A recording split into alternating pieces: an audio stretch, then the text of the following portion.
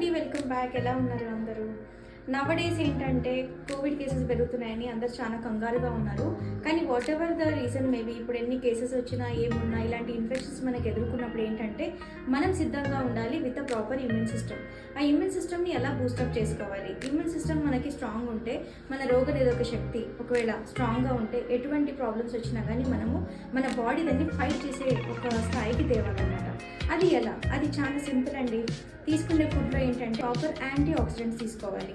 Anti oxidants అంటే ఏంటి? సింపుల్గా మనకి గ్రీన్ లీఫీ వెజిటేబుల్స్ తీసుకోవడం, కలర్డ్ ఫ్రూట్స్ తీసుకోవడం, కలర్డ్ వెజిటేబుల్స్ తీసుకోవడం. అలాగే ఈట రెయిన్బో అని అంటారు. ఈట రెయిన్బో అంటే ప్రతి ఒక్క కలర్స్ ఉన్న ఫుడ్స్ తినమని అర్థం అనమాట. సపోజ్ మీరు మార్నింగ్ ఒక కలర్, ఆఫ్టర్నూన్ ఒక కలర్ అండ్ ఈవినింగ్ ఒక కలర్ ఫ్రూట్స్ తీసుకున్నారనుకోండి, that is called different colour combination of fruits.